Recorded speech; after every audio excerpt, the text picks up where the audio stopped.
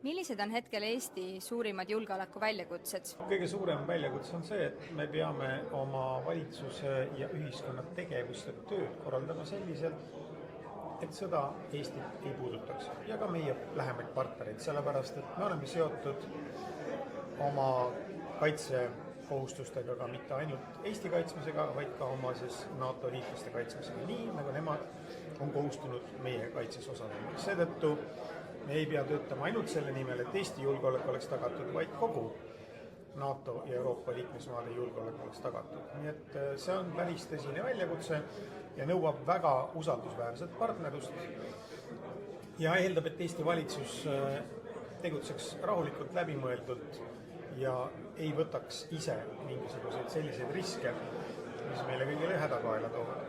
Ja ma arvan, et siit edasi minnes on nagu väga tähtis, et meil oleks väga hea koostöö meie kõige lähemate partneritega, riikidega, siin Balti riikidega, Soomega, Rootsiga, Taaniga, nende riikidega, mis on Läänemere ääres, Saksamaa, Poola ja samuti nende riikidega, kes asuvad NATO idapiiril.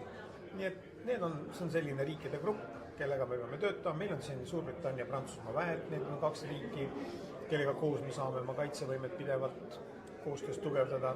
Et meil on tegelikult päris palju väga häid sõpru, kellega me saame oma julgeoleku tagamise nimel rahulikult töötada ja me ei pea selle pärast liiga palju muretsema, et see koostöö kuidagi ootamatult võiks katkeda, aga nagu öeldud, me peame ise sellesse panustama, et see koostöö toimiks ja mitte ainult teistelt nõudma, vaid ka ise midagi pakkuma.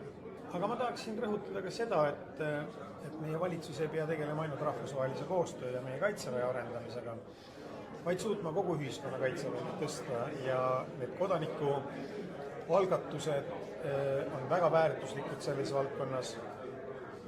Valitsus peaks sellest hoolima ja tegelema oma inimeste nii personaalse kui struktureeritud kaasamisega, et see annab alati palju paremaid tulemusi, kui lihtsalt palju investeerida relvadesse ja mingi osa ühiskonna väljaõpetamisse.